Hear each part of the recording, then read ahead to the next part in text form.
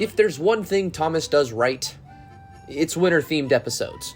The later ones did get formulaic, sadly, but you can't tell me Thomas's Christmas party, the missing Christmas tree, these are great episodes, only made better by this time of year. My personal favorite isn't even a Christmas episode, though.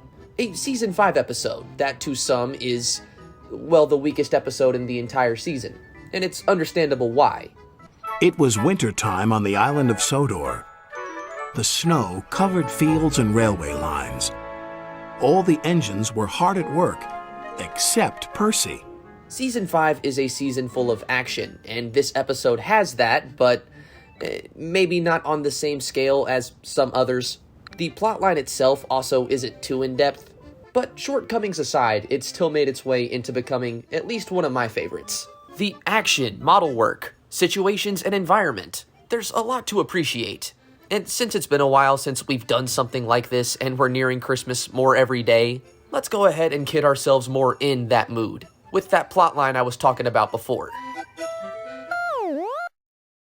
It's a pretty typical winter day on Sodor, which basically means ridiculous amounts of snow and engines having to deal with that.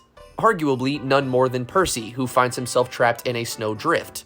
And Thomas doesn't happen to take this the best. It seems he has a habit of that this season. Put upon, what a silly saying, replied Thomas. He claims Percy is being lazy when, again, he's just kinda stuck, and his crew have gone to find him some help. Instead of offering to be that help, Thomas just kinda scoffs at this, and continues on his trek to clear the line of snow. It's later that day when Thomas finds himself having to clear out a tunnel, but the snow here is too deep, and he gets himself stuck. Karma is very real on Sodor. It just so happens Rusty is working nearby, and they overhear this. So to pass the time and help give Thomas a cooler head, Rusty goes into a story about Skarloey, and this is where the episode really starts to pick up in my opinion. So in Rusty's story, we follow Skarloey on a similar snowy day, and it just so happens Skarloey is making his way to the slate mines through a ravine. Now, in this area, he has to be especially careful. Being too loud or not caring enough could cause an avalanche. To make sure they're safe as they travel through the ravine, Skarloey's driver uses a detonator cap. The bang echoed around the gorge. Nothing happens. Snow at the slate mines is also troublesome, but also in a strange way serves to help them, or they thought.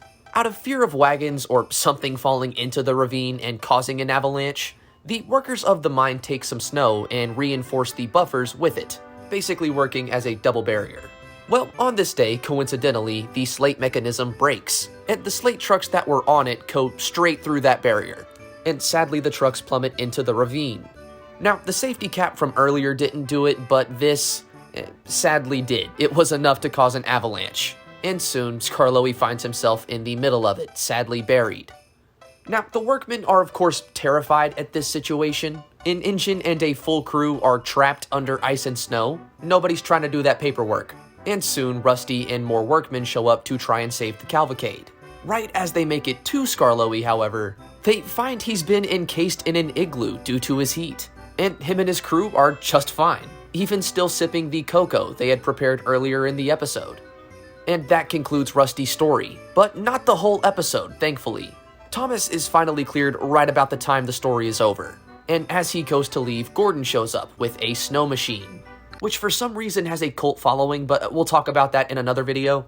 And being quite rude, his usual Gordon self blows steam at Thomas. This results in Gordon causing an avalanche himself, then getting trapped under a snowdrift while entering the tunnel. Thomas makes a joke that if Skarloey can do it, a pig engine like Gordon should have no problem. And of course, we get the trademark "Paw" from Gordon too, and that wraps up the story. Now, why do I think this episode is one of the greatest, or at least in my personal rankings? Well, let me start with why some people don't think so. Let's be honest, this is a slower story when compared to the rest of Season 5. We have Put Upon Percy, Cranky Bugs, Duncan Gets Spooked, and many other episodes that are arguably more fulfilling to watch, and I do think that's a fair thought. I've talked a lot about the stakes this season presents, and there definitely are some here, but arguably not as much as many other episodes this season. I would argue that that isn't always needed though. This is a story about engines dealing with snow. And when you think about it, how many other episodes do it is pretty much the same every time. If you've heard this before, stop me. Engine gets stuck. Oh, sad. Engine gets saved. End of story. Pretty simple stuff. This episode adds to those elements in a way I really appreciate. We see Thomas go from being a very uncaring, dismissive engine in the snow to a more understanding one. We see the stakes I was talking about earlier with the avalanche and how quickly it encases Skarloey. Hell, even with the crash from the slate wagons, it's all done very well, all to convey a sense of severity. Sure, it's not as much as others, but it's not like it's nothing. Let's not forget, everybody thought dude was straight up buried in there. This is like Put Upon Percy 2. We get hilarious character interaction, again, character development, and we can't talk about Season 5 without talking about the sets. This is the only episode to really feature snow sets like this in Season 5, and they made sure to go all out. Just look at this ravine.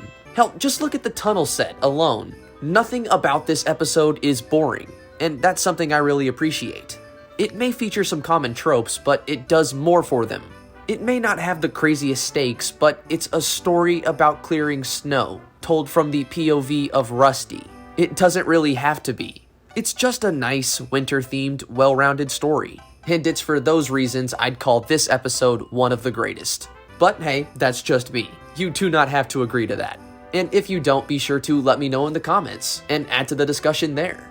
With all of that being said, that pretty much wraps up this video, guys. And as always, really quick, I'd like to give a huge thank you and shout out to my patrons. It's your all support that makes videos like this possible.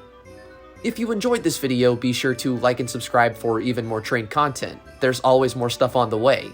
And with all of that being said, thanks again for watching, guys. And hopefully I'll see you guys in the next one.